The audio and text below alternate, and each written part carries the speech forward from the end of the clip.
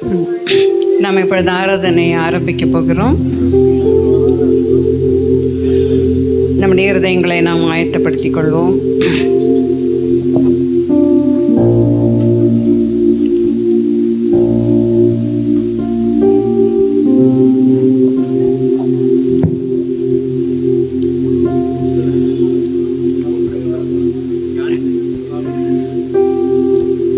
இந்த அருமையான காலை நேரத்தில் இந்த இடத்துல கூடி வந்திருக்கிற உங்கள் ஒவ்வொருவரையும் இயேசு கிறிஸ்துவின் நாமத்தினாலே நாங்கள் வாழ்த்தி வரவேற்கிறோம்.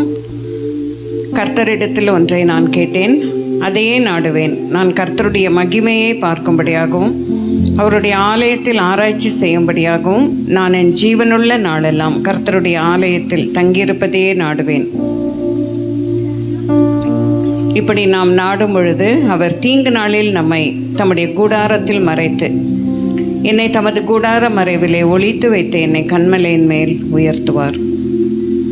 என் கால் செம்மையான இடத்திலே நிற்கிறது, சபைகளிலே நான் கர்த்தரை துதிப்பேன். என் கால் செம்மையான இடத்திலே நிற்கிறது.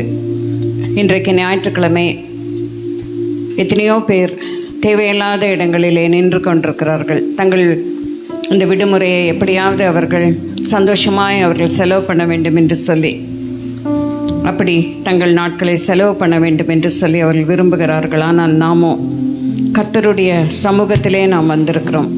ஒருவேளை அது எத்தனை நமக்கு சந்தோஷமாக இருக்கிறது என்பது தெரியாது. ஆனால் உண்மையான ஒரு சந்தோஷம், கடைசி வரைக்கும் நிலை நிற்கும் ஒரு சந்தோஷம், நித்திய ஜீவனை நாம் அடையும்படியாக உதவுகிற ஒரு சந்தோஷம் இந்த சந்தோஷமாக இருக்கிறது. என் கால் செம்மையான இடத்திலே நிற்கிறது, சபைகளிலே நான் கர்த்தரை துதிப்பேன். கண்களை மூடி நாம் தேவனுக்கு நாம் மகிமையை செலுத்தும்படியாக நம்முடைய இருதயங்களை நாம் ஆயத்தப்படுத்திக் கொள்வோம். ஏதாவது சிந்தனைகள், தேவையில்லாத சிந்தனைகள், அல்லது நம்மை அழுத்துகிற பாரங்கள், அல்லது ஒருவேளை புறப்பட்டு வரும்பொழுது நாம் சபைக்கு வரும் அந்த நேரத்தில் ஏதாவது நடந்திருக்கலாம், எதையாவது நாம் பார்த்திருக்கலாம். அது எதுவும் நம்மை கலங்க வைக்காதபடிக்கு தேவையானது ஒன்றை மரியாள் தன்னை விட்டு எடுபடாத ஒரு நல்ல பங்கை தெரிந்து கொண்டாள். ஒருவேளை நாம் இன்றைக்கு ஞாயிற்றுக்கிழமை நான் போய் என்ன செய்வது, எதை சமைப்பது என்று சொல்லி கூட நாம் நினைத்து கொண்டிருக்கலாம். ஆனால் மனுஷன் அப்பத்தினாலே மாத்திரமல்ல, தேவனுடைய வாயிலிருந்து பிறக்கிற ஒவ்வொரு வார்த்தையினாலும் பிழைப்பான் என்று எழுதியிருக்கிறது. அப்படியாக இந்த நேரத்தில் நமக்கு தேவையான போஷாக்கு, ஆவிக்குரிய போஷாக்கை நாம் எடுத்துக்கொள்வோம். அதன் மூலமாக நம்முடைய சரீரமும் மனதும் பலப்படும். இந்த நேரத்தில் இந்த ஆராதனையை நாம் கர்த்தருடைய சமூகத்திலே ஒப்பு கொடுப்போம். கர்த்தர் நல்லவர், அவர் கிருபை என்றும் உள்ளது. சிறிது நேரம் நாம் எழுந்து நின்று அவரை ஸ்தோத்தரிப்போம், அவர் ஆராதிப்போம். எழுந்து நிற்க முடிந்தவர்கள் தயவுசெய்து எழுந்து நின்று கர்த்தரை ஆராதிப்போம். எப்பயும் போல் நான் சந்தோஷமாக இருக்கீங்களான்னு நான் கேட்கல. இன்னைக்கு நான் என்ன கேட்க போகிறேன்னா, சந்தோஷம் பொங்குதா உங்கள் வாழ்க்கையில்? ஆமேன். சத்திய வேதம் அதை தான் நமக்கு போதிக்கிறது. சந்தோஷமாக இருக்கிறது வேற, சந்தோஷம் பொங்கி வழிய வேண்டும். அதுதான் சத்திய வேதத்தின் ஒரு அது நமக்கு சொல்லுவது. சந்தோஷம் பொங்கி வழியணும். நாம் பிலிப்பியர் 4:4 இதை தான் அப்போஸ்தலனாகிய பவுல் பிலிப்பியருக்கு எழுதும்போது, கர்த்தருக்குள் சந்தோஷமாயிருங்கள், எப்பொழுதும் சந்தோஷமாயிருங்கள், சந்தோஷமாயிருங்கள் என்று மறுபடியும் சொல்லுகிறேன் என்று சொல்லுகிறார். ஆகவே நாம் எப்பொழுதும் சந்தோஷமாக இருக்கிறது மாத்திரமல்ல, அது பொங்கி வழியும்படியாக இருக்க வேண்டும். உங்களுக்கு இந்த எக்ஸ்பீரியன்ஸ் இருக்கோ இல்லையோ, இப்போல்லாம் சொல்கிறாங்களா 2K கிட்ஸ், 90s கிட்ஸ் அப்படிலாம் சொல்லுவாங்க. நாங்களாம் 90s கிட்ஸ், 90ஸில் பிறந்தவங்க. நம்ம கமல் மாதிரி இவங்கெல்லாம் 2K கிட்ஸ். இவங்களுக்கெல்லாம் அந்த எக்ஸ்பீரியன்ஸ் இருக்கான்னு தெரியல. எங்களுக்கெல்லாம் அந்த ரசிக்கப்பட்ட நாளில் நாங்கள் அப்படியே பொங்கி வழிவோம், அப்படியே சந்தோஷம். எங்கள் இதில் தெருக்கல்ல போய் ட்ராக்ஸ் கொடுக்கறது, டான் ப்ரீச்சிங்கில் போகிறது, போய் எல்லாத்துக்கும் சொல்லும் போது நீங்கள் நம்புறீங்களோ இல்லையோ, ட்ராக்ஸை கொடுத்துட்டு என்ன கேட்போம் தெரியுமா? இன்றைக்கி நீங்கள் நித்திரை அடைந்தார்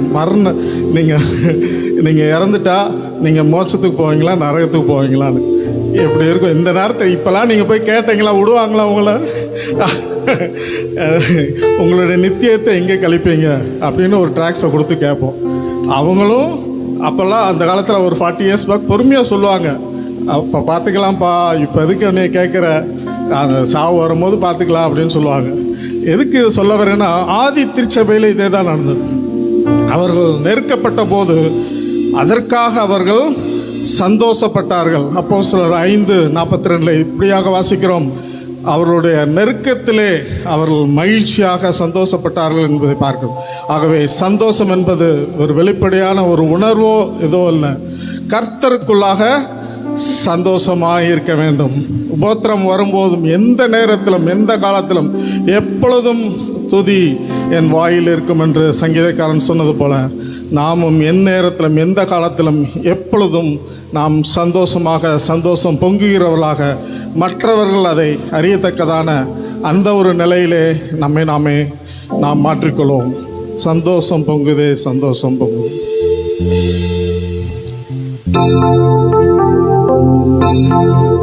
கைகளை தட்டி பாடுவோமா?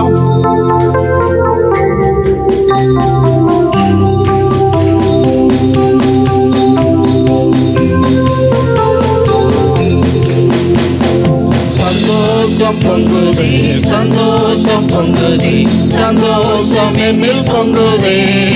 அல்லேலூயா, இயேசு என்னை ரட்சித்தார், முற்றும் என்னை மாற்றினார்.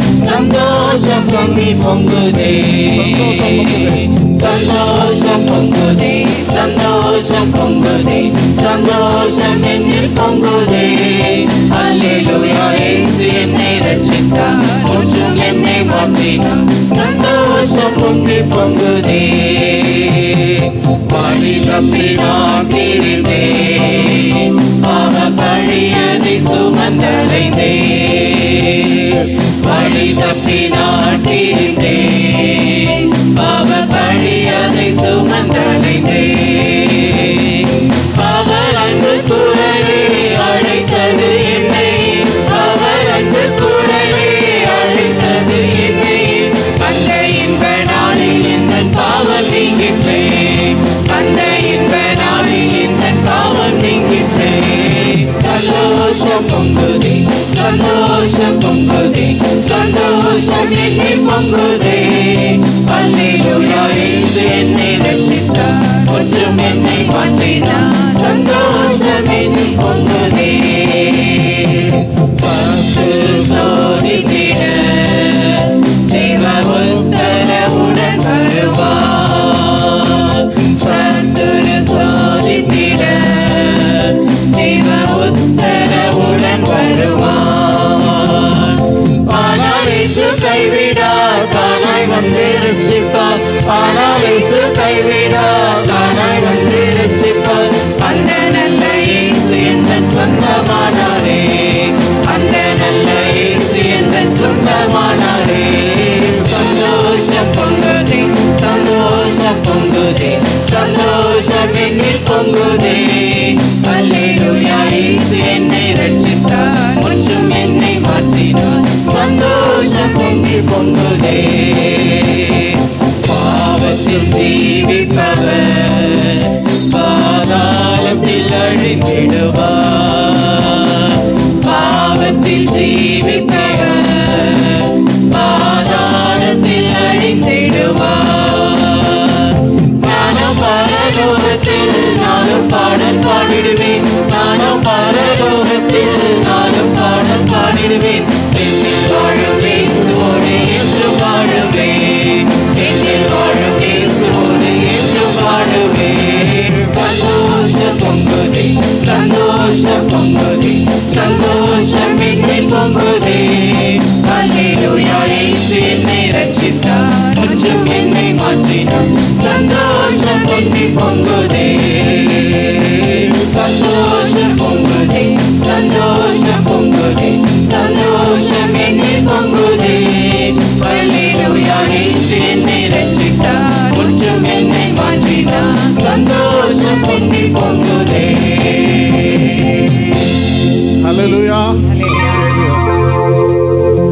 சந்தோஷம் பொங்கி அழியும் போது நாம் மற்றவருக்கு சாட்சியாக, மற்றவர்கள் பார்த்து கர்த்தர் இவரோடு இருக்கிறார், கர்த்தர் இவர்களுக்கு பெரிய காரியங்களை செய்தார் என்று சொல்லக்கூடிய ஒரு நிலைமைக்கு நாம் இருப்போம்.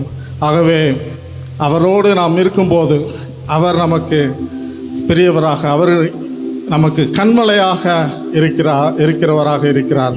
ஆகவே நாம் அவரை கண்மலை, இயேசு என் கண்மலை என்று சொல்லலாம். கண்மலை என்பது ஒரு உறுதியான ஒரு ஸ்தலம். அதில் இருக்கும்போது கர்த்தர் என் கண்மலை, என் இரட்சிப்பு, என் உயர்ந்த அடைக்கலமானவர், நான் அதிகமாய் அசைக்கப்படுவதில்லை.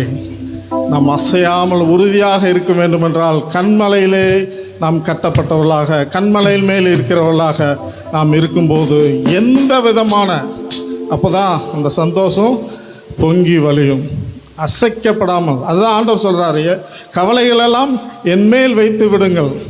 நம்ம சுமந்துட்டு இருந்தால் தான் கஷ்டம். கண்மலையின் மேல் வைத்து விட்டால் அது அவங்க கண்மலை பார்த்துக்கொள்ளும். ஆகவே நாம் எந்த பாரம் இருந்தாலும் சரி, வருத்தப்பட்டு பாரம் சுமக்கிறவர்களே எல்லாம் என்னிடத்தில் வாருங்கள், நான் இளைப்பாறுதல் தருவேன் என்று சொல்லுகிறான். ஆகவே அவர் கண்மலையாக இருக்கிறபடியால் நாம் அசைக்கப்பட முடியாது. அவர் மேல் நம்முடைய பாரத்தை, நம்முடைய எல்லா வருத்தத்தை, கவலைகள் எல்லாவற்றையும் அவர் மேல் சுமத்தி விடுவோம். அவர் நம்மை பாதுகாப்பார், பலப்படுத்துவார், நம் சந்தோஷத்தோடு வெற்றி வாழ்க்கையிலே நம்மை நடத்துவார்.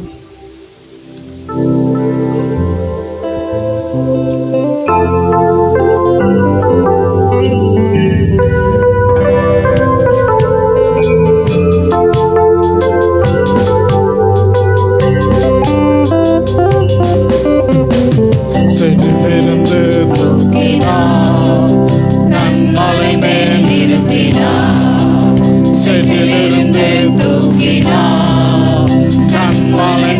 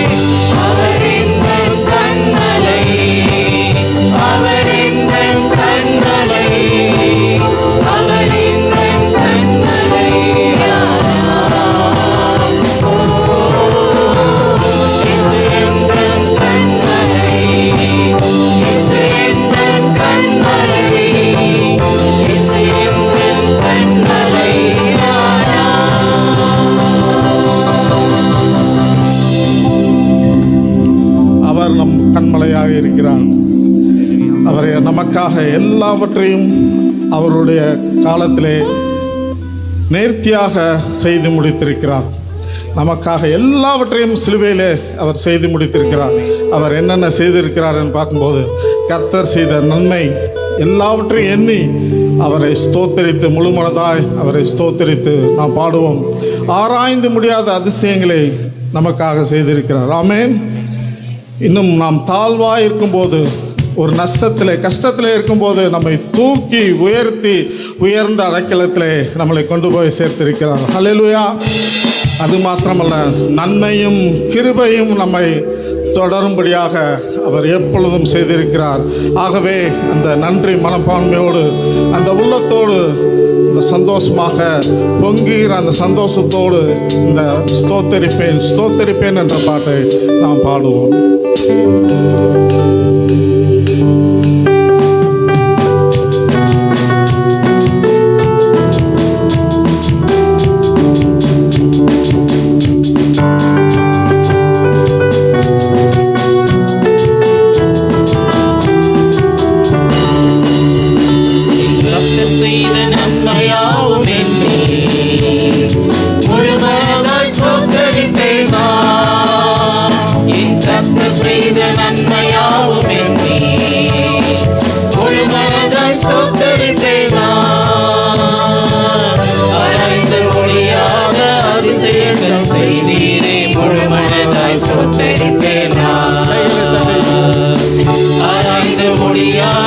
அதிசயங்கள் செய்தீரே, முழு மனதாய் ஸ்தோத்தரிப்பேன் நான், ஸ்தோத்தரிப்பேன் நான், ஸ்தோத்தரிப்பேன் நான், முழு மனதாய் ஸ்தோத்தரிப்பேன் நான், ஸ்தோத்தரிப்பேன் நான், ஸ்தோத்தரிப்பேன் நான், முழு மனதாய் ஸ்தோத்தரிப்பேன் நான்.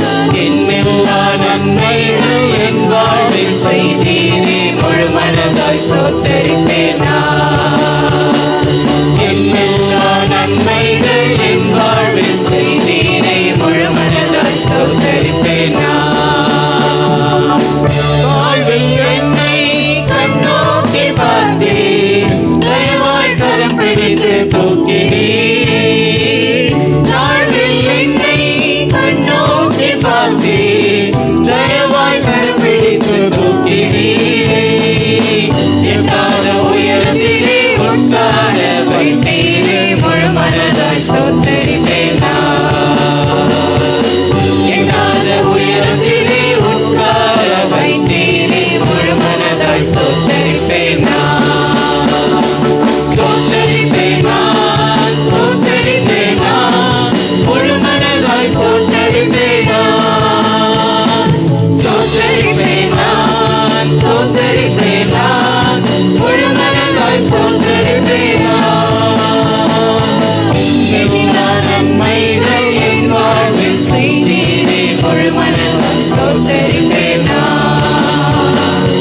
எல்லா நன்மைகள் என் வாழ்வில் செய்தீரே, முழு மனதாய் ஸ்தோத்தரிப்பேன் நான். என்னை என்றும் கைவிடாத நேசர் இயேசு நீதானையா. என்னை என்றும் கைவிடாத நேசர் இயேசு நீதானையா. என்னை மறவாமல் என் நினைவாய் இருப்பவரே, முழு மனதாய் ஸ்தோத்தரிப்பேன் நான். என்னை மறவாமல் என் நினைவாய் இருப்பவரே, முழு மனதாய் ஸ்தோத்தரிப்பேன் நான். ஸ்தோத்தரிப்பேன் நான், ஸ்தோத்தரிப்பேன் நான், முழு மனதாய் ஸ்தோத்தரிப்பேன் நான். ஸ்தோத்தரிப்பேன் நான், ஸ்தோத்தரிப்பேன் நான், முழு மனதாய் ஸ்தோத்தரிப்பேன் நான். என்னெல்லா நன்மைகள் என் வாழ்வில் செய்தீரே, முழு மனதாய் ஸ்தோத்தரிப்பேன் நான். என்னெல்லா நன்மைகள் என் வாழ்வில் செய்தீரே, முழு மனதாய் ஸ்தோத்தரிப்பேன் நான். என்னை என்றும் நன்மேற்று நடத்தும் மேய்ப்பர் நீதானையா.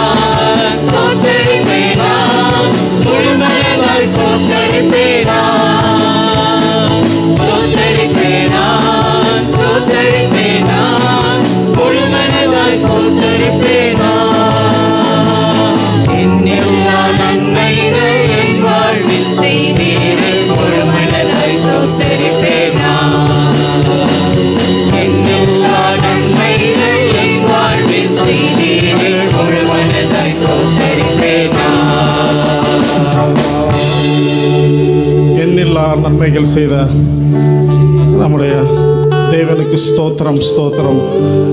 நன்மையும் கிருபையும் நம்மை தொடர செய்த தேவனுக்கு ஸ்தோத்திரம். தாழ்வில் இருந்த நம்மை தூக்கி உயர்ந்த அடைக்கலத்தில் வைத்தவருக்கு ஸ்தோத்திரம் ஸ்தோத்திரம் அப்பா. துதிக்கிறோம் துதிக்கிறோம் துதிக்கிறோம் துதிக்கிறோம் அப்பா. பெரியவர், நல்லவர், வல்லவர், வல்லவரே. எல்லா ஸ்தோத்திரங்களையும் துதிகளையும் கர்த்தரும் அருமையரட்சமா இயேசு கிறிஸ்துவின் நாமத்தினாலே ஏறெடுக்கிறோம் பரமபிதாவே. ஆமென். நாம் பாடின வண்ணமாக ஸ்தோத்திரிப்பேன் நான், ஸ்தோத்திரிப்பேன் நான், முழுமனதாய் ஸ்தோத்திரிப்பேன் நான் என்று சொல்லி நாம் பாடியிருக்கிறோம். அதே போல் நாம் எப்பொழுதும் அவரை பாடலோடு கூட நாம் நிறுத்திவிடாதபடிக்கு எப்பொழுதுமே அவரை நாம் ஸ்தோத்திரித்து கொண்டே துதித்து கொண்டே எல்லா சூழ்நிலைகளிலும் அவரை துதித்து கொண்டே இருக்கும் பொழுது உண்மையாகவே நாம் அந்த விடுதலையும் அந்த உண்மையான சந்தோஷத்தையும் அனுபவிப்பதற்கு அது ஏதுவாக இருக்கும். இப்பொழுதும் நாம் மாறி மாறி வாசிக்க குறிக்கப்பட்ட சங்கீதம் 27. சங்கீதம் 27 நாம் மறுபடியும் எழுந்து நின்று இந்த சங்கீதத்தை மாறி மாறி வாசிப்போம். இன்றைக்கு நம்ம மத்தியிலே அஜிதாவை சுகபத்திரத்தோடு தேவன் கொண்டு வந்ததற்காக தேவனுக்கு நாம் நன்றி செலுத்துவோம். எத்தனையோ ஆபத்துக்கள் இந்த உலகத்திலே காணப்படுகிறது. அதன் மத்தியிலே நம்மை கர்த்தர் கிருபையாய் கண்மணியை போல பாதுகாத்து கொண்டு வருகிறார். அங்கிருந்த நாட்களும் வரைக்கும் கர்த்தர் கிருபையாய் காத்தார். மறுபடியும் இங்கு குடும்பத்தோடு வந்து ஆலயத்தோடு வந்து இணைந்து இருப்பதற்கு தேவன் கிருபை செய்திருக்கிறார். அஜிதா முன்பாக வந்து இந்த சங்கீதத்தை வாசிப்பதற்கு உதவி செய்யும்படியாக கேட்கிறேன். சங்கீதம் 27. சங்கீதம் 27. கர்த்தர் என் வெளிச்சமும் என் இரட்சிப்புமானவர், யாருக்கு பயப்படுவேன்? கர்த்தர் என் ஜீவனின் பலனானவர், யாருக்கு அஞ்சுவேன்?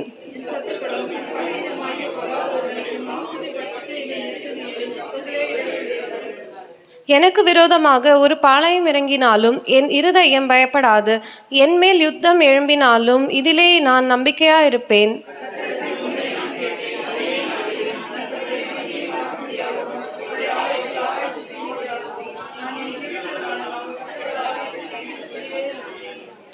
தீங்கு நாளில் அவர் என்னை தம்முடைய கூடாரத்தில் மறைத்து என்னை தமது கூடார மறைவிலே ஒளித்து வைத்து என்னை கண்மலை மேல் உயர்த்துவார்.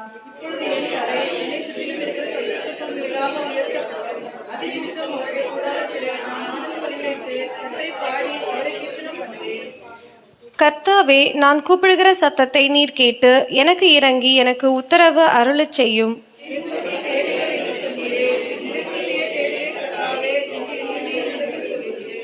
உமது முகத்தை எனக்கு மறையாதேயும். நீர் கோபத்துடன் உமது அடியேனை விலக்கி போடாதேயும். நீர் எனக்கு சகாயர், என் இரட்சிப்பின் தேவனே, என்னை நெகிழ விடாமலும் என்னை கைவிடாமலும் இரும். கர்த்தாவே, உமது வழியை எனக்கு போதித்து என் எதிராளிகளின் நிமித்தம் செவ்வையான பாதையில் என்னை நடத்தும்.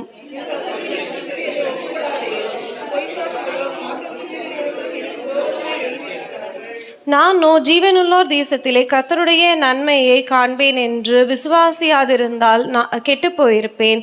கர்த்தருக்கு காத்திரு, அவர் உன் இதயத்தை ஸ்திரப்படுத்துவார். தினமனாய் கர்த்தருக்கே காத்திரு. அல்லேலூயா. கர்த்தருடைய பரிசுத்த நாமத்துக்கு மகிமை உண்டாகட்டும். ஒவ்வொரு நாளும் நாம் தேவனுடைய வசனத்தை கேட்க ஆயத்தமாக அமர்ந்திருக்கும்போது நீங்கள் எப்பொழுதும் செய்ய வேண்டிய ஒரு ஜெபம் என்னவென்றால், ஆண்டவரை, ஊழியக்காரனை மறைத்து நீர் என்னோடு பேசும். என்னுடைய சூழ்நிலைகளுக்கு நீர் பேசுகிறீர் என்பதை நான் புரிந்து கொள்ளக்கூடிய அளவுக்கு என்னோடு இடைப்படும். நீர் என் மீது கவனமாக இருக்கிறீர் என்பதை நான் உணர்ந்து கொள்ளத்தக்கதாக உம்முடைய ஜீவ வார்த்தைகளை வெளிப்படுத்தும். நீர் சொல்லுகிறதை நான் கேட்டு செய்வதற்கு, கீழ்ப்படிவதற்கு எனக்கு ஒரு நல்ல மனதை சிருஷ்டித்தரணும். இப்படி நம்ம ஜெபத்தோடு செய்தியை கேட்க வேண்டியது அவசியமாக இருக்கிறது. என் வாயின் வார்த்தைகளையும் நம்முடைய இருதயத்தின் தியானங்களையும் தேவன் இந்த காலை வேளையிலே அவருடைய சன்னிதானத்திலே பிரீதி உள்ளதாய் ஆசீர்வதிப்பாராக. ஆமென். நாம் விரும்பினாலும் சரி, விரும்பாவிட்டாலும் சரி, நம் எல்லோருடைய மனதிலும் ஆழத்திலே இருக்கிற ஒரு கேள்வி என்னவென்றால், இந்த வாழ்க்கையிலே எனக்கு என்ன கிடைக்கும்? இந்த உலக வாழ்க்கையில் என்ன கிடைக்கும்? அதற்கு ஒரு வார்த்தை சொல்லணும்னா எதிர்பார்ப்பு. எதிர்பார்ப்புகள் இல்லாத வாழ்க்கையே இல்லை.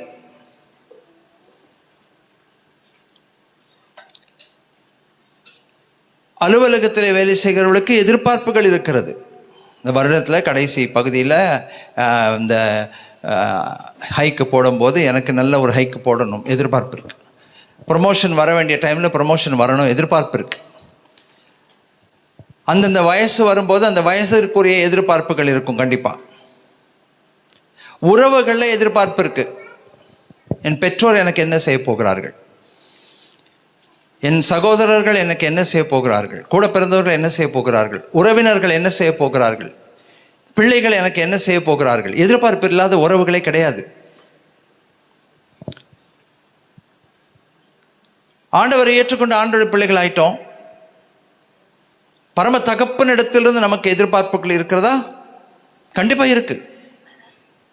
ஜெபித்துக் கொண்டிருக்கிறோம், நிறைய காரியத்துக்காக ஜெபிக்கிறோம். சில காரியத்தை கர்த்தர் வாய்க்க பண்ணியிருக்கிறார், சில காரியத்தை கர்த்தர் இன்னும் வாய்க்க பண்ணவில்லை. எதிர்பார்த்து காத்திருக்கிறோம்.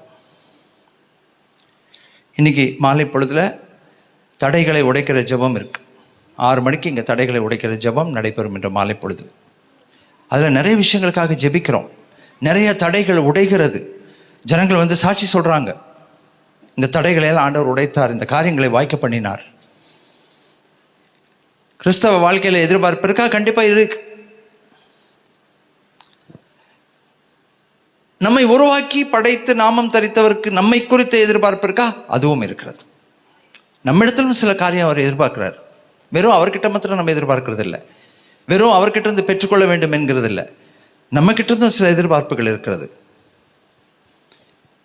எல்லா உறவுகளிலும் அந்த எதிர்பார்ப்பு இருக்கு. நீ இதெல்லாம் எனக்கு செஞ்சேன்னா நான் இதெல்லாம் உனக்கு நான் கண்டிப்பாக செய்வேன்.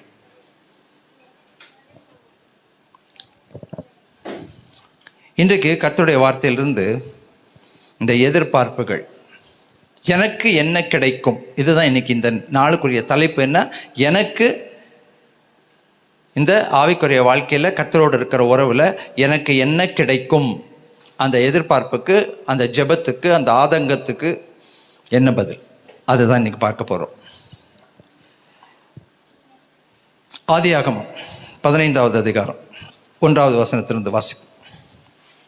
ஆதியாகமம் 15வது அதிகாரம் 1வது வசனம். எல்லாரும் சேர்ந்து வைராக்கியமாக நல்ல சத்தமாக வாசிங்க. கர்த்தருடைய வார்த்தையை வாசிக்கும் போது நல்ல வைராக்கியமாக சத்தமாய் வாசிக்கணும். இந்த காரியங்கள் நடந்த பின்பு கர்த்தருடைய வார்த்தை ஆபிராமுக்கு தரிசனத்திலே உண்டாகி, அவர், ஆபிராமே, நீ பயப்படாதே, நான் உனக்கு கேடகமும் உனக்கு மகா பெரிய பலனுமாய் இருக்கிறேன். பெலனுமாய் இருக்கிறேன்னு சொல்லலை, பெலன் இல்லை, பலனுமாய் இருக்கிறேன். பெலன் என்கிறது வல்லமை, பெலன் என்கின்றது சத்துவம். பலமாய் இருக்கிறேன், பலனாய் இருக்கிறேன் என்று சொன்னா அர்த்தம்னா, நீ செய்கிற காரியங்களுக்கு நான் பிரதி உபகாரமாய் இருக்கிறேன், உனக்கு நான் பலனை தரப்போகிறேன். ஆங்கிலத்தில் சொல்லணும்னா வாட் இஸ் மை ரிவார்டு. பலன் என்ன? இவ்வளோ பிரயாசப்பட்டனே, எனக்கு பலன் என்ன? இவ்வளோ அன்பு செலுத்தினேனே, பலன் என்ன? இவ்வளோ உயிரை கொடுத்தனே, பலன் என்ன? கடினமாய் உழைத்தனே, பலன் என்ன? ஆண்டவர் சொல்கிறார், நான் தான் உனக்கு கேடகம், நான் தான் உனக்கு மகா பெரிய பலனுமாய் இருக்கிறேன். அல்லேலூயா. ஆண்டவரை போல நம்மை பலனினால் நிரப்பக்கூடியவர்கள் ஒருவரும் இல்லை. எத்தனை வார்த்தை யூஸ் பண்றாரு பாருங்க, மகா பெரிய பலனுமாய் இருக்கிறேன். இப்போ உடனே ஆண்டவர்கிட்ட ஆபிரகாம் என்ன சொல்லியிருக்கணும்? நன்றி ஆண்டவரே, தேங்க்யூ ஜீசஸ், தேங்க்யூ லார்டுன்னு சொல்லியிருக்கணும். ஆனால் அவர் என்ன கேட்குறாரு தெரியுமா? 2வது வசனத்தில் பாருங்க. அதுக்கு ஆபிராம் இன்னும் பேர் ஆபிரகாம் மாறல, ஆபிராம், கர்த்தராகிய ஆண்டவரே, அடியனுக்கு என்ன தருவீர்? நான் பிள்ளை இல்லாமல் இருக்கிறேனே, தமஸ்கு ஊரானாகி இந்த எலியேசர் என் வீட்டு விசாரணை கத்தனாய் இருக்கிறானே. என்ன கேட்குறாருன்னா, நீங்கள் 75 வயசில் எனக்கு வாக்கு கொடுத்தீங்க, வாக்கு தத்தம் கொடுத்தீங்க, எனக்கு வந்து கற்பத்தின் கன்னியாகிய ஒரு பிள்ளையை சாராள் மூலமாக தருவேன்னு கொடுத்தீங்க. ஆனால் இப்போ எனக்கு 100 வயசாக போகுது, இன்னும் நீங்கள் அந்த வாக்கு தத்தத்தை நிறைவேற்றலை. எதிர்பார்த்து காத்திருக்கிறேன், ஜெபிக்கிறேன். 1 வருஷம் இல்லை, 2 வருஷம் இல்லை, 5 வருஷம் இல்லை, 10 வருஷம் இல்லை, 25 வருஷம் ஆச்சு ஆண்டவரே. 25 வருஷமாக காத்திருக்கிறேன். அதுக்கு நடுவில் தேவையில்லாத காரியங்கள் நிறைய நடந்துருச்சு. ஏன்னா வாக்குத்தத்தத்தை நம்ப முடியாததுனால தேவையில்லாத ஒரு சந்ததியும் உருவாயிடுச்சு.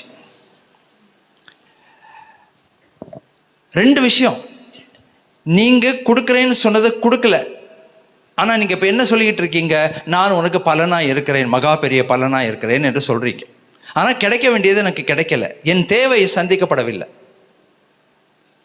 2வது விஷயம், சரி பரவாயில்ல, 25 வருஷம் ஆயிடுச்சு, நான் காத்திருந்தேன். இனி நானே ஒரு ஆல்டர்னேட்டிவை நான் பண்ணிக்கிறேன். என்ன தெரியுமா? நீங்கள் கொடுக்காததுனால இந்த எலியேசர் என்னுடைய விசாரிக்கர்த்தனா என்னுடைய வீட்டில் நிறைய வருஷமாக இருக்கான் இல்லையா, அவனை பிள்ளையாய் நான் தத்தெடுத்துக் கொள்கிறேன். நானே ஒரு மாறு காரியம் நான் பண்ணிக்கிறேன். வேண்டாம், பரவாயில்ல, விடுங்க. இந்த 2மே பார்த்தீங்கன்னா ஆண்டவருடைய பார்வையிலே பிரியமில்லாததாக இருக்கிறது. நீங்கள் சொல்கிறீங்க, நீங்கள் செய்யலை, ஆனால் பலனாக இருக்கிறேன்றீங்க, பலன் ஒன்றும் கிடைக்கல. முதல் கேள்வி. 2வது கேள்வி, பரவாயில்ல இருக்கட்டும், நானே என்னுடைய தேவைக்கு நான் என்ன பண்ணணுமோ நான் பண்ணிக்கிறேன். அப்போதான் ஆண்டவர் என்ன செய்கிறார் பாருங்க. 4வது வசனத்தில், அப்பொழுது கர்த்தருடைய வார்த்தை அவனுக்கு உண்டாகி, இந்த எலியேசர் உனக்கு சுதந்திரவாளி அல்ல, உன் கற்பத்தின் பிறப்பாய் இருப்பவனே உனக்கு சுதந்திரவாளி ஆவான் என்று சொல்லி அவனை வீட்டை விட்டு வெளியில் வாங்குறார். நீ வீட்டில் உட்காந்து பார்த்ததையே பார்த்துக்கிட்டு இருக்க, யோசித்ததையே யோசித்துட்டு இருக்க, பேசினதையே பேசி கொண்டிருக்கிற, புலம்பினதையே புலம்பிக் கொண்டிருக்கிற, வீட்டை விட்டு வெளியில் வா. வானத்து நட்சத்திரங்களை அண்ணாந்து பார்.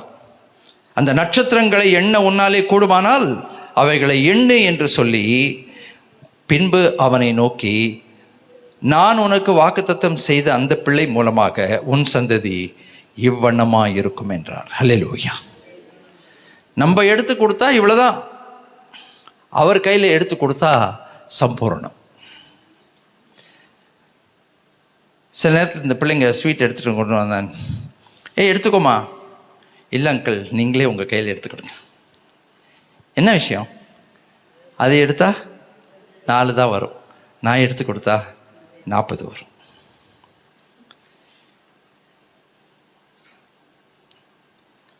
நம்முடைய ஆதங்கங்கள் நியாயமானது தான். ஆபிரகாமுடைய ஆதங்கம் நியாயமானது தான், 25 வருஷம். ஆனால் அவருடைய வாக்குத்தத்தம் பொய்யாய் போகாது. ஏனென்றால் இயேசு கிறிஸ்துவுக்குள் அவர் கொடுத்த வாக்குத்தத்தங்கள் எல்லாம் ஆம் என்றும் ஆமென் என்றும் இருக்கிறது. சொல்லுகிறதை செய்கிறவர், வசனத்தை நிறைவேற்றுகிறவர், பொய்யரையாதவர். கால தாமதம் இருக்கலாம், அந்த கால தாமதத்துக்கு சில காரணங்கள் இருக்கலாம், ஆனாலும் அவர் சொன்னதை செய்வார். கர்த்தர் எனக்காக யாவையும் செய்து முடிப்பார். ஆமென். வானத்தை அண்ணாந்து பார். இன்னைக்கு நான் சொல்றேன் பாருங்க, நம்ம எல்லாருக்குமே, பிரசங்கிக்கிற எனக்குமே தேவைகள் இருக்கிறது. நானும் சில காரியத்துக்காக ஜெபித்து கொண்டிருக்கிறேன். நானும் சில காரியத்துக்காக கர்த்தருடைய சன்னிதானத்திலேயே காத்திருக்கிறேன். எனக்கும் சில காரியம் இன்னும் நடக்கலை. சில காரியத்தை அற்புதமாய் நடத்தி தந்தார், ஆனால் இன்னும் சில காரியம் என் வாழ்க்கையில் நடக்கலை. ஆனால் ஆண்டவரை நம்ம குறை சொல்கிறதை விட, அவருடைய வாக்குத்தத்தத்தை நம் சந்தேகப்படுகிறதை விட, புலம்புகிறதை விட, நாம் என்ன தெரியுமா செய்யணும்? வெளியில் வந்து வானத்தை அண்ணாந்து பார்க்க வேண்டும். அடிக்கடி வானத்தை அண்ணாந்து பாருங்க. நம்ம கீழேயே பார்த்துட்டு வாழ்ந்துட்டு இருக்கோம், தரையே பார்த்து வாழ்ந்து கொண்டிருக்கிறோம். நம்ம வானத்தை, நீங்கள் உங்களை பார்த்து அடிக்கடி நான் உங்ககிட்ட கேட்பேன், வருஷத்தில் ஒரு தடவையாவது கேட்பேன், கடைசியாக நீங்கள் வானத்தை அண்ணாந்து பார்த்து அந்த ப்ளூ கலர் வானத்தை பார்த்து, மேகங்களை பார்த்து எவ்வளவு நாள் ஆயிற்று? தலை குனிஞ்சே இருக்கு, குனிந்த தலையோடே இருக்கிறோம். நம்ம இந்த தலை நிமிரணும். வானத்தை பார், சூரியனை பார், சந்திரனை பார், நட்சத்திரங்களை பார். அதெல்லாம் பார்த்தா தான் இந்த தேவனுடைய மகிமை நமக்கு வெளிப்படும். எப்படிப்பட்ட தேவன் இவர்!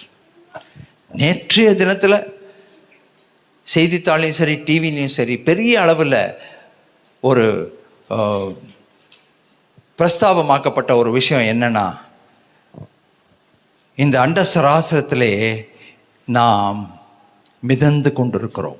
நேற்றைய தலைப்பே அதுதான். இந்த அண்ட சராசரத்தில் நாம் மிதந்து கொண்டிருக்கிறோம். இதை நம்ப முடியுதா?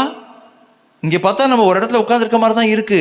ஆனால் நாம் உட்கார்ந்திருக்கிற இந்த பூமி தன்னைத்தானே சுற்றி கொள்கிறது. தன்னைத்தானே 24 மணி நேரத்தில் அந்த பூமி தன்னைத்தானே ஒரு முறை சுற்றி கொள்கிறது. அதே பூமி 365 நாளில் சூரியனையும் சுற்றி வருகிறது. 2 சுற்றுதல் இருக்குது. ஒன்று தன்னைத்தானே சுற்றி கொள்கிறது, இன்னொன்று சூரியனையே சுற்றி வருகிறது. நம்ப முடியுதா நம்மளால?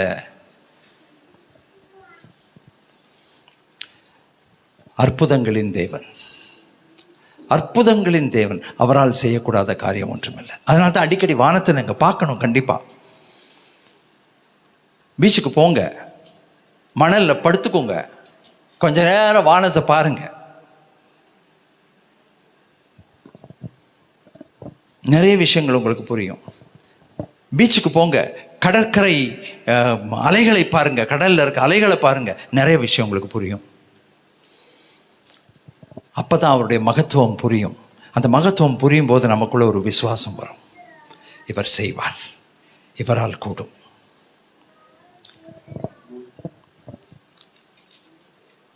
நூறு ஸ்கொயர் ஃபீட்டுக்கு சண்டை போட்டுக்கிட்டு இருக்கிறோம், அரை கிரவுண்டுக்கு சண்டை போட்டுக்கிட்டு இருக்கிறோம், ஒரு கிரவுண்டுக்கு சண்டை போட்டுக்கிட்டு இருக்கிறோம். ஆனால் இவர் அண்டசராசிரத்தின் அதிபதி என்பதை மறந்து விடுகிறோம். ஆபிரகாமை பார்த்து என்ன சொன்னார்? போய் ஒரு 1000 ஸ்கொயர் ஃபீட் எங்கே இருக்குன்னு தேடி கண்டுபிடிச்சி வா, நான் உனக்கு வாடகைக்கு பணம் தரேன்னு சொன்னாரா? ஆபிரகாமை பார்த்து சொன்னார், உன்னுடைய கண் பார்வை போகிற வரைக்கும் உனக்கு அதை கொடுப்பேன், உன் கால் மிதிக்கிற தேசத்தை எல்லாம் உனக்கு கொடுப்பேன். அவர் மனசு வச்சா எதையும் நமக்கு கொடுக்க முடியும். போன வாரம் வந்த இன்னொரு செய்தி, ஒரு வீட்டில் ஒரு காக்கா கூண்டு இருக்குதுருக்கு.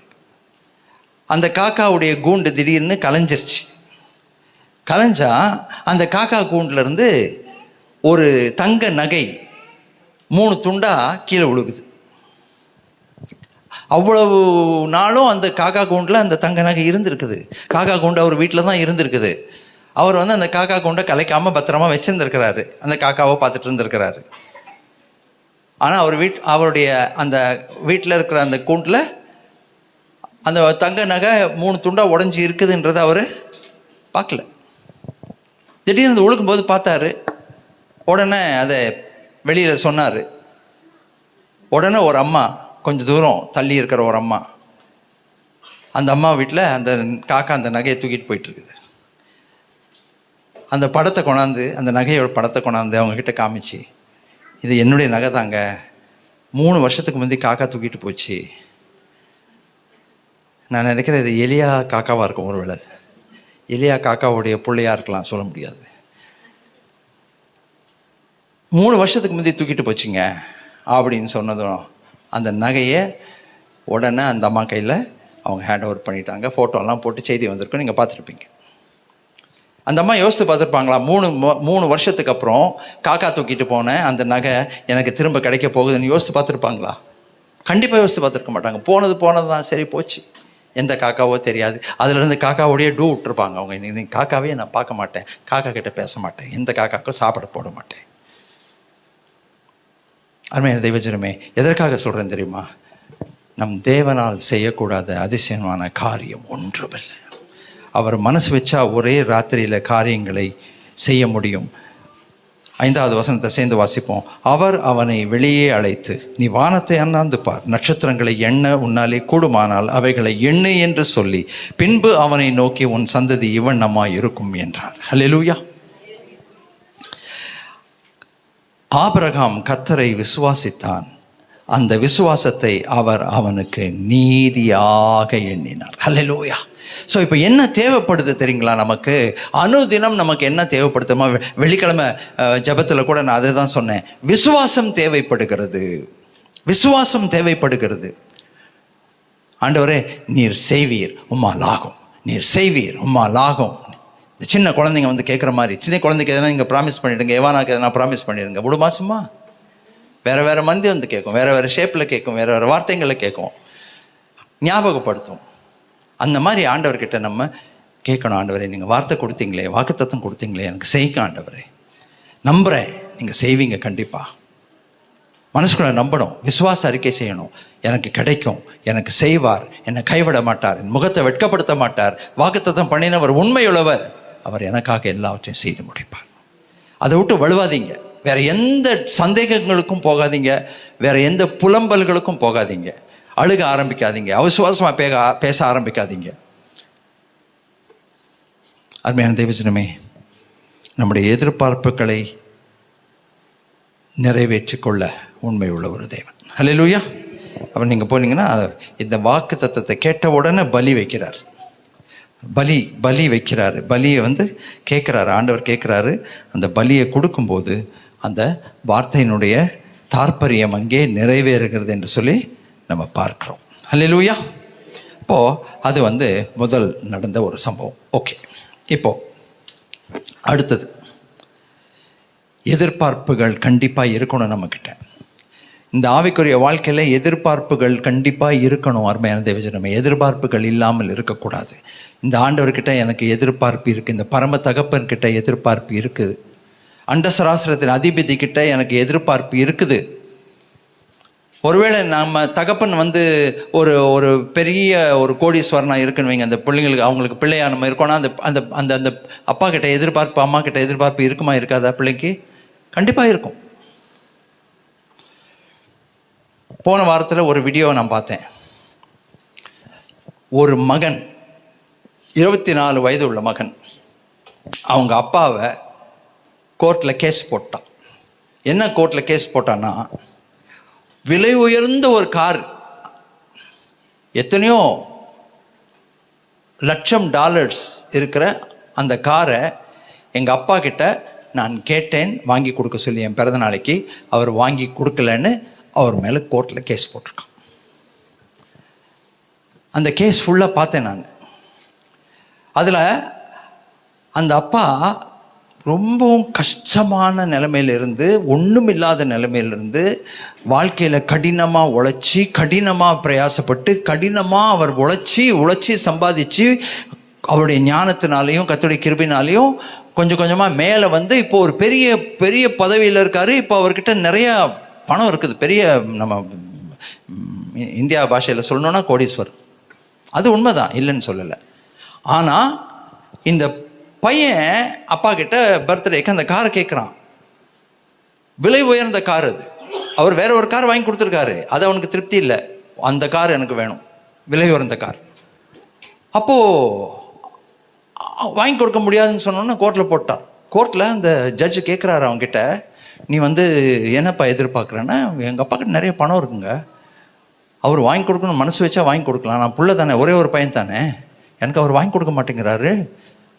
ஓ, அதுக்காக நீ அப்பாவை கோர்ட்லேயே கொண்டாந்து நிறுத்துவியா அப்படின்னா, அவர் வாங்கி கொடுக்க மாட்டேன்றாரு, நான் என்ன பண்ணுறது, நீ என்னப்பா பண்ணிகிட்டு இருக்க இப்போது அப்படின்னா, நான் ஒரு basketball player, basketball விளையாண்டுட்ருக்கேன். அப்புறம் வேறு என்ன பண்ணுறேன்? வேறு ஒன்றும் பண்ணல, பேஸ்கெட் பால் விளையாண்டுட்ருக்கேன். எத்தனை வயசாகுது? 24 வயசாகுது. ஆஹா, அவர் அப்படியே ஆச்சரியமாயிடுச்சு ஜட்ஜுக்கு. பரவாயில்லையே, உங்கள் அப்பா கஷ்டத்துலேருந்து மேலே கடினமாக உழைச்சி பணம் சம்பாதிச்சு இன்றைக்கி அவர் இந்த நிலைமையில் இருக்கிறாருப்பா, நீ கொஞ்சம் ட்ரை பண்ணக்கூடாதா? அவன் ஜட்ஜுக்கிட்டே கேட்குறான், நான் எதுக்கு ட்ரை பண்ணுவேன், எங்கள் அப்பா தான் பெரிய கோடீஸ்வராச்சு, நான் எதுக்கு ட்ரை பண்ணுன்றான்.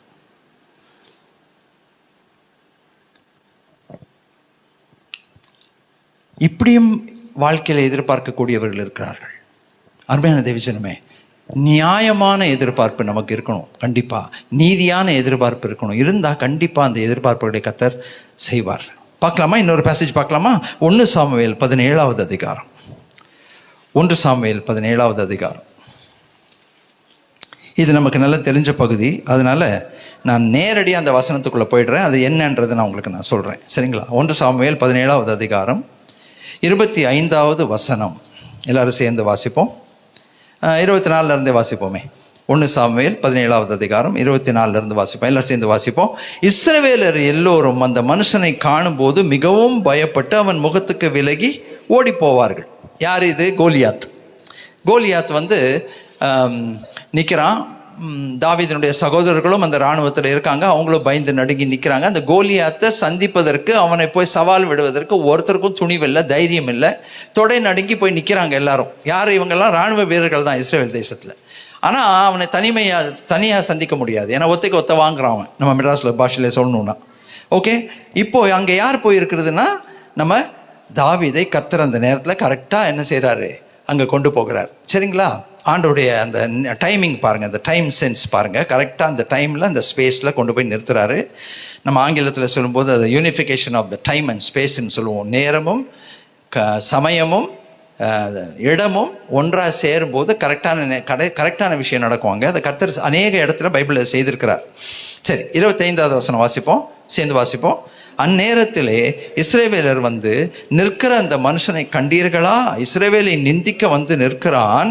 இவனை கொல்லுகிறவன் எவனோ அவனை ராஜா மிகவும் ஐஸ்வர்யவானாக்கி அவனுக்கு தம்முடைய குமாரத்தியை தந்து தன் தகப்பன் வீட்டாருக்கு இஸ்ரவேலிலே சர்வ மானியம் கொடுப்பார் என்றார்கள்.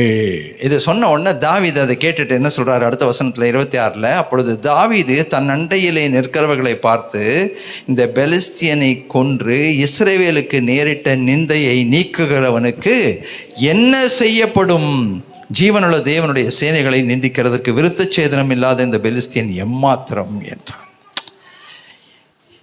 இந்த விருத்தச்சேதனம் இல்லாத பெலிஸ்தியனை கொன்றவனுக்கு என்ன செய்யப்படும்ன்றத அவர் கேட்குறார். என்ன செய்யப்படும்? எனக்கு என்ன கிடைக்கும்? நான் போக போகிறேன், இப்போ நான் ரெடியாக இருக்கேன் அதுக்கு. ஆனால் எனக்கு என்ன கிடைக்கும்? அதை எனக்கு தெரிஞ்சுக்கணும். திரும்ப திரும்ப அந்த வார்த்தையை நான் சொல்கிறேன், எதிர்பார்ப்பு. எனக்கு என்ன கிடைக்கும்? எனக்கு என்ன கொடுக்க போகிறாங்க? இதுக்கு நான் செய்கிறதுக்கு என்ன இடத்துல யுக்தி இருக்கிறது, தெய்வ கிருபை இருக்கிறது, என் மேலே அனுக்கிரகம் இருக்குது, அபிஷேகம் இருக்குது. நான் செய்கிறேன். ஆனால் செய்யும்போது எனக்கு என்ன கிடைக்கும்? பார்த்தீங்களா எவ்வளோ ஜாக்கிரதையான ஒரு எண்ணம், சிந்தை. ஏன்னா நான் இப்போ ஆடு மேய்ச்சிக்கிட்டு இருக்கேன். என் சொந்த குடும்பத்திலே எனக்கு மரியாதை இல்லை. என் சகோதரர்கள் இராணுவத்தில் நிற்கிறான். அவன் என்னை பார்த்து கேட்குறான், துணிகரமாக நீ வந்தியா, ஆடுகளெல்லாம் விட்டுட்டு வந்தியான்னு கேட்குறான்.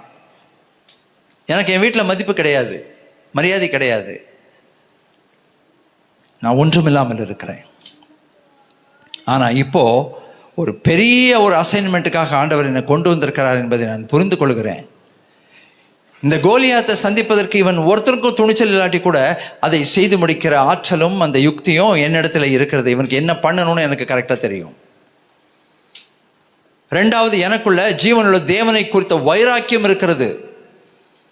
விருத்தச்சேதனம் இல்லாத இந்த பெலிஸ்தியன் ஜீவனுள்ள சேனைகளின் கர்த்தரை நிந்திப்பானா? நிந்திக்க நான் பார்த்து கொண்டிருப்பேனா? இதை நான் போய் செய்து முடிப்பேன். ஆனால் செய்து முடிக்கும்போது எனக்கு என்ன செய்யப்படும்? அல்லேலூயா.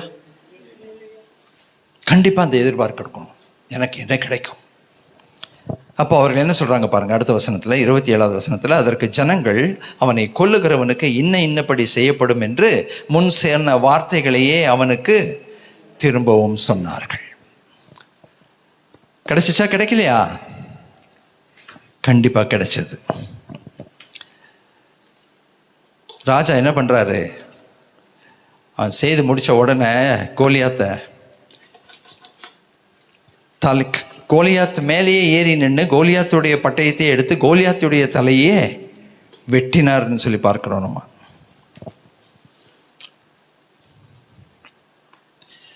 ஐம்பத்தி 8வது வசனத்துக்கு வாங்க. அதே அதிகாரத்தில் 58வது வசனம், 57வது வசனம், 56லேருந்து வாசிப்போமே. அப்பொழுது ராஜா அந்த பிள்ளையாண்டான் யாருடைய மகன் என்று விசாரி என்றான். தாவீது பெலிஸ்தீனை கொன்று திரும்புகையில் அப்னேர் அவனை சவுலுக்கு முன்பாக அழைத்து கொண்டு போய்விட்டான். பெலிஸ்தீனுடைய தலை, அந்த கோலியாத்துடைய தலை அவன் கையில் இருந்தது. அப்பொழுது சவுல், வாலிபனே, நீ யாருடைய மகன் என்று அவனை கேட்டதற்கு தாவீது, நான் பெத்லகேம் ஊரானாய் இருக்கிற உம்முடைய அடியானாகிய ஈசாயின் மகன் என்று சொன்னான் என்று சொல்லி பார்க்கிறோம். அதுக்கு பிறகு பார்த்தீங்கன்னா யோனத்தானுடைய ஆத்துமா 18வது அதிகாரம் 1வது வசனத்தில் யோனத்தானுடைய ஆத்துமா தாவீதின் ஆத்துமாவோட ஒன்றாய் இசைந்து விட்டது. அந்த யோனத்தான் என்ன பண்ணான் தெரியுமா? 4வது 3வது வசனத்தில் யோனத்தான் தாவீதை தன் ஆத்துமாவை போல சிநேகித்ததினால் அவனும் இவனும் உடன்படிக்கை பண்ணி கொண்டார்கள். நல்ல கவனிங்க இதை.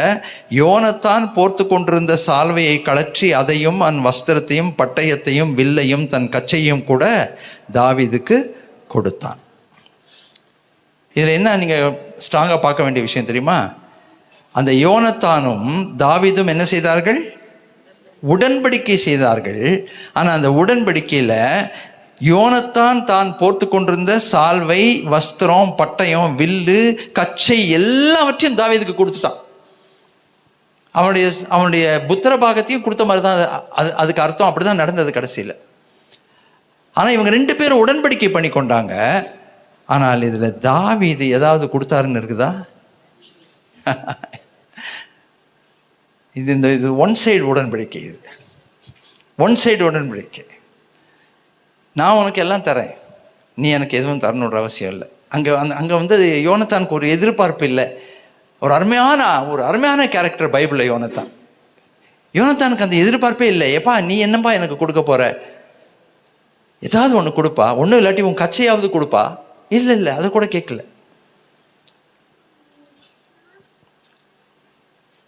அதற்கு பிறகு நீங்கள் பார்த்தீங்கன்னா ராஜா என்ன செய்கிறாரு? சொந்த மகளையே கல்யாணம் பண்ணி கொடுத்துட்றாரு.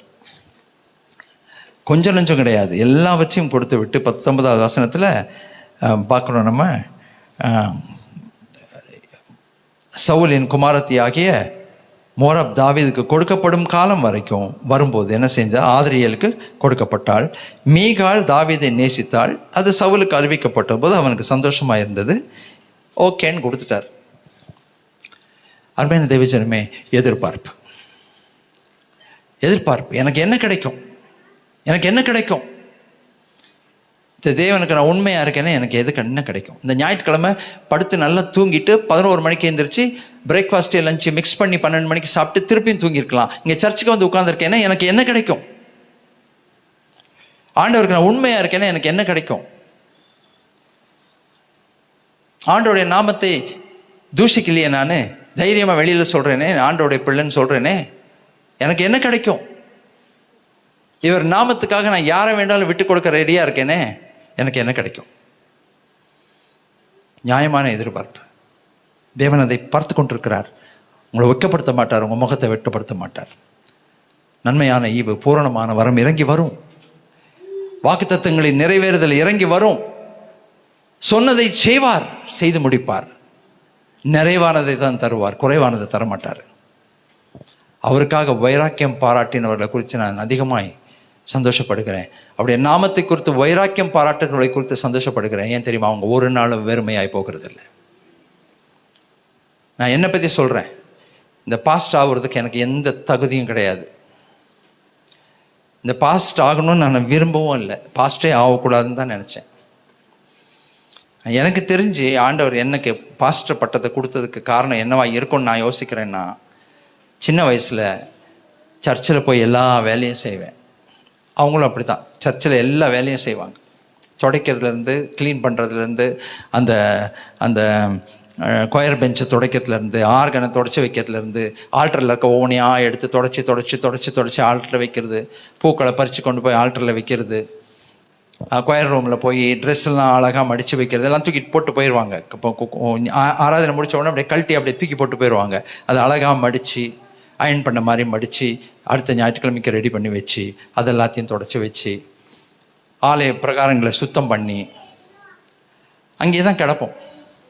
ஆலயத்தை ஒரு 6 பசங்க நாங்கள் அங்கேயே தான் கிடப்போம். சர்ச்சிலே தான் கிடப்போம். பாஸ்டர் என்ன வேலை செய்யலாம் சொல்லுவோம், பாஸ்டருக்கெல்லாம் போய் வாங்கிட்டு வருவோம். என்னை பொறுத்தளவுக்கு நான் பாஸ்ட் ஆகிறதுக்கு எந்த தகுதியும் கிடையாது. ஆனால் அந்த தேவாலயத்திலே நான் உழைத்த அந்த உழைப்பை கர்த்தர் கணக்கு புஸ்தகத்தில் குறித்து வைத்தார்.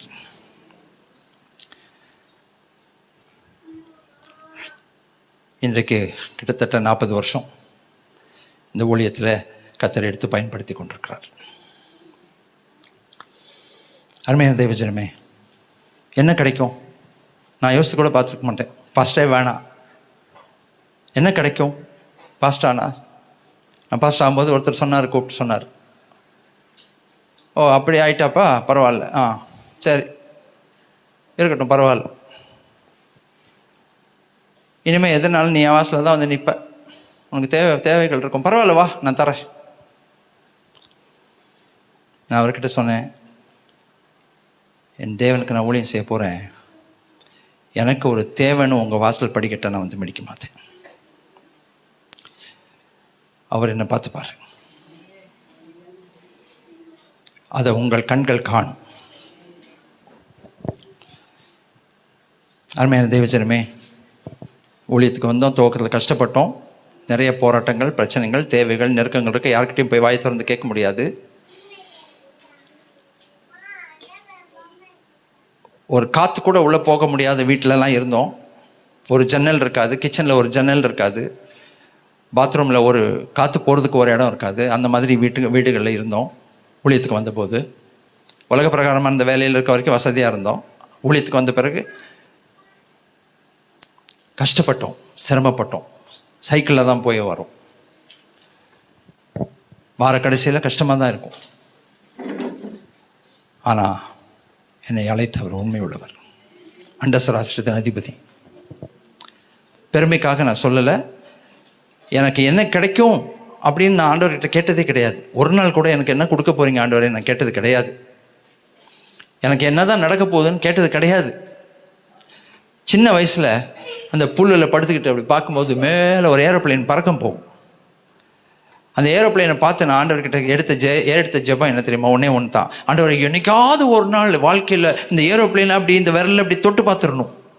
ஏன்னா அது அங்கே பறக்குது, சின்னதாக தெரியுது, இத்தினோண்டாக தெரியுது. நான் என்னைக்காவது ஒரு நாள் அந்த ஏரோப்ளேனை இந்த விரலில் தொட்டு பார்த்துடணும் ஆண்டவரே. அவ்வளோதான் என்னோட ஜெபம். அந்த புல்லில் படுத்து நான் எடுத்த ஜெபம் அதுதான்.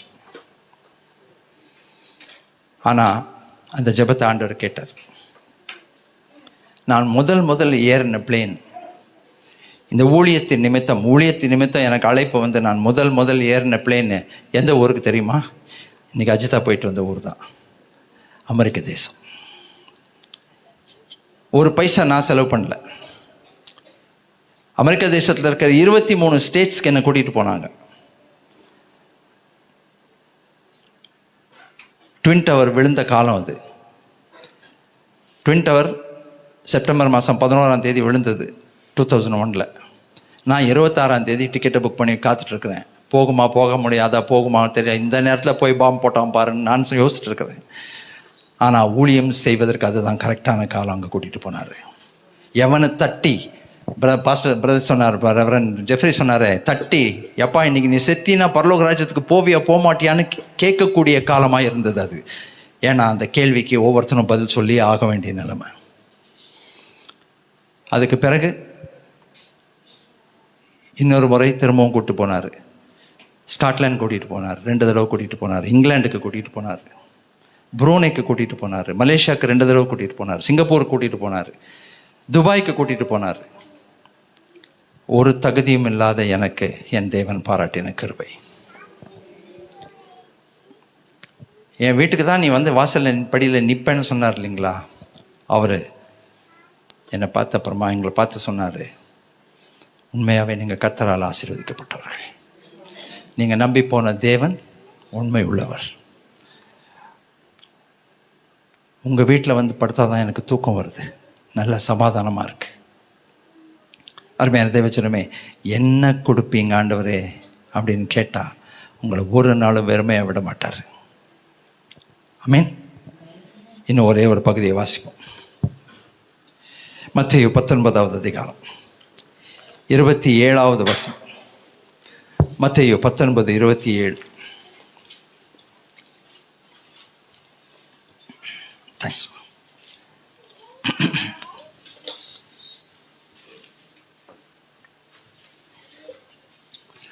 மத்தேயு 19ஆவது அதிகாரம் 27வது வசனம். எல்லாரும் சேர்ந்து வாசிப்போம். அப்பொழுது பேதுரு அவரை நோக்கி, இதோ நாங்கள் எல்லாவற்றையும் விட்டு உம்மை பற்றினோமே, எங்களுக்கு என்ன கிடைக்கும் என்றார். இதோ எல்லாத்தையும் நீங்கள் சொன்ன உடனே போட்டு, மீன், வலைகள், குடும்பம் எல்லாத்தையும் விட்டு வந்துட்டோமே. நீங்கள் நான் மனுஷரை பிடிக்கிறவன் ஆக்குவேன் இல்லை சொல்லிட்டீங்க. மீன் பிடிச்சிட்டு இருக்க, நீ மனுஷரை பிடிக்க வந்துட்டேன் நம்பி காலை வச்சாச்சு. எங்களுக்கு என்ன கிடைக்கும்? நியாயமான கேள்வி தானே. ஆண்டவர் என்ன பதில் சொல்றார் பாருங்க. அதற்கு இயேசு, மறுஜென்ம காலத்திலே மனுஷகுமாரன் தம்முடைய மகிமையுள்ள சிங்காசனத்தின் மேல் வீற்றிருக்கும் போது என்னை பின்பற்றின நீங்களும் இஸ்ரவேலின் 12 கோத்திரங்களையும் நியாயம் தீர்க்கிறவர்களாக 12 சிங்காசனங்களின் மேல் வீற்றிருப்பீர்கள் என்று மெய்யாகவே உங்களுக்கு சொல்லுகிறேன். என் நாமத்தின் நிமித்தம் வீட்டையாவது சகோதரையாவது சகோதரியாவது தகப்பனையாவது தாயையாவது மனைவியாவது பிள்ளைகளையாவது நிலங்களையாவது விட்டவன் எவனோ அவன் 100 அடைந்து நித்திய ஜீவனையும் சுதந்திரத்துக்கிறோம். அல்லேலூயா. அவருடைய நாமத்தின் நிமித்தம் எதை இழக்கிறோமோ பன்மடங்காய் பெற்றுக்கொள்கிற ஸ்லாக்கியத்தை தேவன் நமக்கு தருவார். இந்த சபையில் மோஸ்ட் ஆஃப் த பீப்புள், இந்த சபைக்கு நீங்கள் ரொம்ப உண்மையாக இருக்கிறவங்க. ஆராதனை அட்டன் பண்ணுறதுலேருந்தும் சரி, காணிக்கை கொடுக்கறதுலேருந்தும் சரி, எல்லாவற்றிலும் நீங்கள் உண்மையாக இருக்கிறவங்க, உழைக்கிறவர்கள். உங்களை நான் ஆசீர்வதிக்கிறேன். இந்த சபையில் நீங்கள் காணிக்கை கொடுங்கன்னு நம்ம பிரசங்கம் பண்ண வேண்டிய அவசியம் இல்லை. அப்படி பிரசங்கம் பண்ணுறதும் கிடையாது. ஏனென்றால் நீங்கள் உண்மையாக இருக்கிறீர்கள். உங்களுடைய உண்மைக்கு ஏற்றபடி தேவன் உங்களை கண்டிப்பாக ஆசீர்வதித்து உயர்த்துவார். உங்களை செழிப்படைய செய்வார். நன்மையினால் நிரப்புவார். ஏற்ற காலத்திலே சகாயராய் இருப்பார். ஆண்டவரே எங்கே நீங்கன்னு கேட்க வேண்டிய அவசியம் இருக்காது. இதோ மகனே மகளே உன்னோடு கூட இருக்கிறேன் என்பார். எவ்வளோ அழகாக சொல்கிறார் பார்த்தீங்களா. மறுஜென்ம காலத்திலே மனுஷகுமாரன் தம்முடைய மகிமை உள்ள சிங்காசனத்தின் மேல் வீற்றிருக்கும் போது நீங்களும் நியாயம் தீர்க்கிறவர்களாக, நியாயாதிபதிகளாக 12 சிங்காசனங்களிலே என்னோடு கூட வீற்றிருப்பீர்கள் என்று கர்த்தர் சொல்கிறார். அது மட்டுமல்ல, என் நாமத்தின் நிமித்தம் எதையும் இழக்கிறவன் 100 அடைந்து நித்திய ஜீவனையும் சுதந்திரித்துக் கொள்வான். அல்லேலூயா. ஆமென். அதற்கு ஜீவனுள்ள சாட்சியாக உங்களுக்கு முன்னால் நிற்கிறோம். ஒரு நாளும் அவர் முகத்தை வெட்கப்படுத்த மாட்டார். ஒரு நாளும் கைவிட மாட்டார். ஒரு நாளும் யார்கிட்டையும் போய் கையேந்துறதுக்கு அனுமதிக்க மாட்டார். ஏனென்றால் அவருக்கு ஒரு பேர் இருக்கிறது, பரம பரிகாரி. இழந்து போனதை திரும்ப கொடுப்பார், பன்மடங்காய் திரும்ப கொடுப்பார், அற்புதங்களை செய்வார், அதிசயங்களை செய்வார். நடக்குமா? நடக்காதா? நடக்கும். காலாகாலமாக வாடகை வீட்டில் தான் இருந்திருக்கோம். நாங்கள் இன்றைக்கும் ஒரு வாடகை வீட்டில் தான் இருக்கோம். வீடு வாங்கணும், வாங்க முடியும்னு கூட யோசித்தது கிடையாது. அதெல்லாம் யோசனையிலேயே இல்லை. யோசனையிலே இல்லைன்னா ஜெபத்தில் எப்படி இருக்கும்? கூடாரவாசி, நான் பாட்டு எழுதினேன் நண்பர் சுவிசேஷ ஜெபக்குழுவில் இருக்கும்போது, கூடாரவாசியை நித்தியர் இருக்கையில் நீ ஏன் கலங்குகிறாய். அதே தான் நாங்கள் என் வாசல்லையும் வசனம் போட்டு வச்சுருப்போம். நான் பரதேசியாய் தங்கும் இந்த வீட்டிலே உங்களுடைய பிரமாணங்கள் எனக்கு கீதங்களாயின. வரும்போதே பார்த்தா தெரியும், ஓஹோ பரதேசி வீடா இது, ஓகே ரைட். ஆனால் உங்களுக்கு தெரியும், கடந்த ஆண்டில் ஒரு பெரிய அற்புதம், அது ஒரு அதிசயம். அர்ப்பணாவுக்கு ஒரு வீடு வாங்கி கொடுக்கறதுக்கு தேவன் கிருபை பாராட்டினார். இப்போ கூட உட்காந்து யோசித்து பார்த்தா அது எப்படி நடந்ததுன்னா ஆச்சரியமாக தான் இருக்குது, அதிசயமாக தான் இருக்குது. அருமையான தேவசனமே, அவர் ஒருவருக்கும் கடனாளி அல்ல, ஒருவருக்கும் கடனாளி அல்ல. தேவனுடைய ராஜ்யத்துக்காக ஒரு கலசம் தண்ணீர் கொடுத்தாலும் அதுக்கு பலன் இல்லாமல் போகாது என்று சொல்கிறார். ஒரு கலசம் தண்ணீர் பலன் இல்லாமல் போகாது. கிளாஸ் தண்ணி யாருக்காவது கொடுத்தா ஞாபகம் வச்சுப்பீங்களா? 1945 வருடம் செப்டம்பர் மாதம் 13ஆம் தேதி 12:30 மணிக்கு நீங்கள் எங்கள் வீட்டுக்கு வந்தீர்கள். உங்களுக்கு ஒரு கிளாஸ் தண்ணி கொடுத்தேன். தண்ணி கொடுக்கறது ஞாபகம் வைக்க மாட்டோம், ஆனால் அவர் ஞாபகம் வைக்கிறார். ஆமென். நடக்குமா? நடக்காதா? கிடைக்குமா? கிடைக்காதா? அவருடைய மகிமையின் ஐஸ்வர்யத்தின்படி நம்முடைய குறைவுகளை நிறைவாக்குகிறவர். நம்முடைய சொந்த குமாரன் என்றும் பாராமல் அவரையே நமக்காக தந்தினோம். மற்ற எல்லாவற்றையும் அருளாதிருப்பது எப்படி? இப்படியே கண்களை மூடுவோம். என்னென்ன தேவைகள் இருக்குது உங்களுக்கு? இப்போ நம்மளை பற்றி தான் யோசிக்கிறோம். நீங்கள் மற்றவங்க வேறு யாரை பற்றியும் யோசிக்காதீங்க, உங்களை பற்றி யோசிங்க. உங்களை பற்றி யோசிங்க, தயவுசெய்து உங்களை பற்றி யோசிங்க, உங்கள் தேவைகளை பற்றி யோசிங்க. கொஞ்சம் எதற்காக ஜெபித்து கொண்டிருக்கிறீங்க, எதற்காக எதிர்பார்த்து கொண்டிருக்கீங்க, அப்படியே மனசில் அப்படி கொண்டு வாங்க. உங்கள் பிரதான வேண்டுதல் என்ன? உங்களுடைய பிரதான வேண்டுதல் வாழ்க்கையில் என்ன? பிரதான தேவை என்ன? இதுதாங்க ஏசப்பா என்னுடைய பிரதான தேவை, இதைத்தான் நான் முதன்மைப்படுத்தி கொண்டிருக்கிறேன், இதுதான் என் வாழ்க்கையில் கிடைக்கணும்னு ஏங்கி கொண்டிருக்கிறேன். அது எதுவாக இருந்தாலும் நியாயமானதை ஆண்டவருடைய பாதத்தில் வைங்க. எனக்கு இது நடக்கணும் ஆண்டவரே, இந்த ஒரு காரியம் எனக்காக செய்யுங்க, இந்த விண்ணப்பங்களை அங்கீகரிங்க. உங்களுக்கு தெரியும் நீங்கள் எதுக்காக ஜெபிச்சிட்ருக்கீங்கன்னு.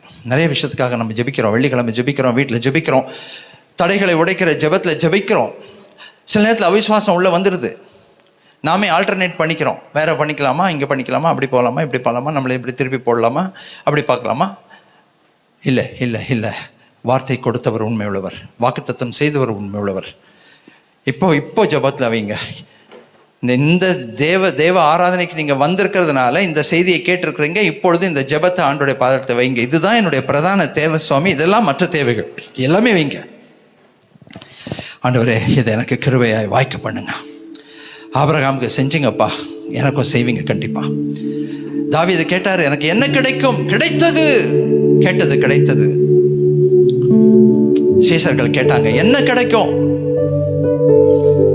ஆண்டவர் சொன்னார், நியாயாதிபதிகளை நியாயம் தீர்ப்பீர்கள், அது மட்டுமல்ல, நீ எதை இழந்தாயோ அதை 100 உனக்கு நான் கொடுப்பேன். அவரை ரொம்ப கேவலமாக நினைச்சிடாதீங்க, கையாலாகாதவர்னு நினைச்சிடாதீங்க. செய்ய மாட்டேங்கிறாருன்றது வருத்தப்பட்டு கோவப்பட்டு அவர்கிட்ட சண்டை போட்டுறாதீங்க. சில நேரத்தில் அவிசுவாசமான வார்த்தைகளை நாமே பேசிடுறோம். அவர் எங்கே செய்ய போறாரு? அவருக்கு என்ன தெரியுமா? என் ஜெபத்தை அவர் கேட்பாரா? அல்லாத மற்றவங்களுக்கெல்லாம் செய்வார், எனக்கு செய்ய மாட்டாருங்க.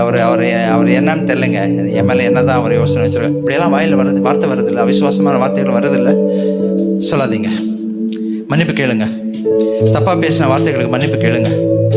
ஆண்டவரே நீங்கள் செய்வீங்க, தேவனே நீங்கள் செய்வீங்க, ராஜாதி ராஜாவே நீங்கள் செய்வீங்க, கத்தாதி கத்தாவே நீங்கள் செய்வீங்க.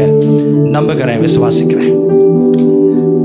வானத்து நட்சத்திரங்களைப் போல எங்களை ஆசீர்வதிக்க வல்லமை உள்ளவர், அந்தகாரத்தில் இருக்கிற பொக்கிஷங்களை தருகிறவர், வெண்கல கதவுகளை உடைக்கிறவர், இருப்பு தாழ்பால்களை முறிக்கிறவர், அந்தகாரத்தில் இருக்கிற பொக்கிஷங்களை தருவதற்கு வல்லமை உள்ளவர்.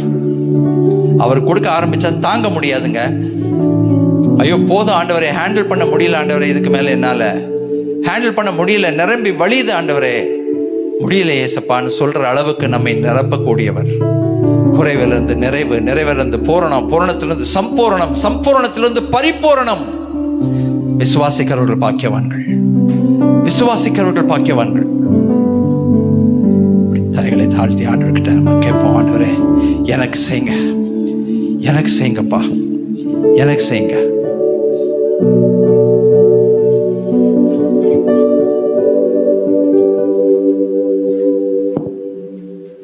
உம்மைத்தான் நம்பி இருக்கேன், அற்புதங்கள் எனக்கு செய்யுங்கப்பா.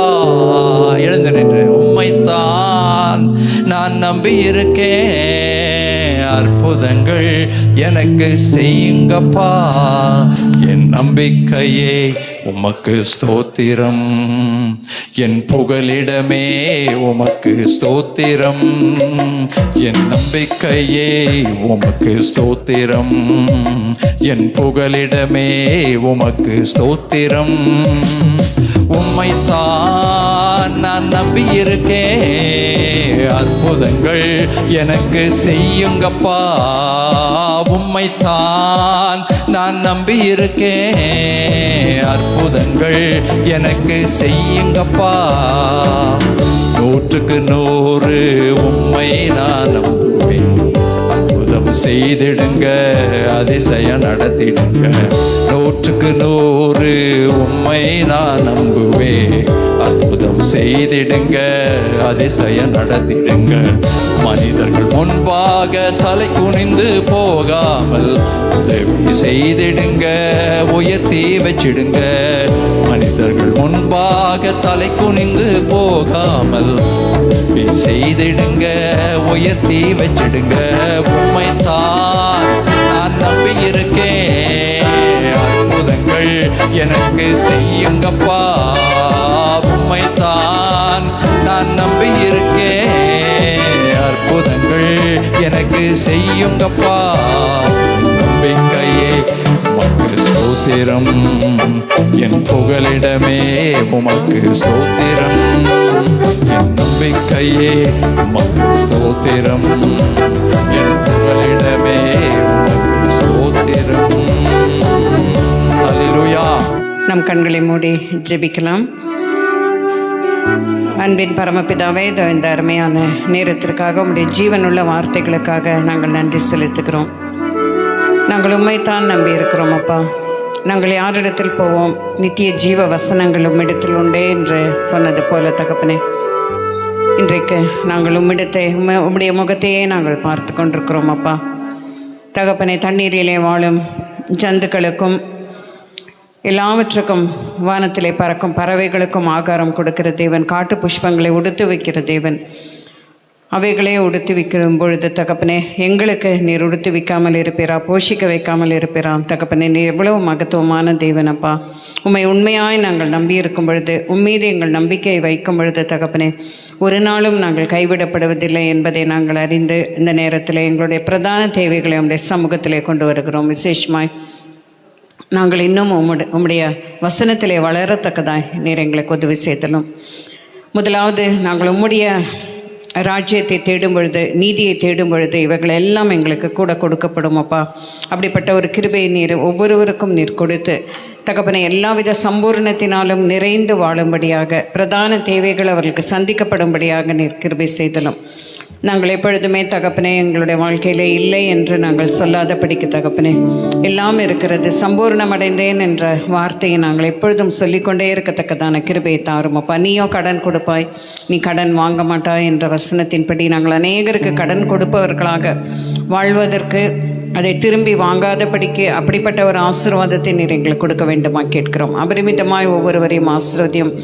எங்களை ஆசீர்வதிக்கும் பொழுது நாங்கள் பிறருக்கு ஆசீர்வாதமாக இருக்க அந்த ஆசீர்வாதம் பயன்படத்தக்கதாக உதவி செய்தலும் தாழ்த்தி ஒப்பு கொடுக்கிறோம். இங்கே வந்திருக்கிற ஒவ்வொருவருடைய தேவையை அறிந்த தேவனாக இருக்கிறீரப்பா.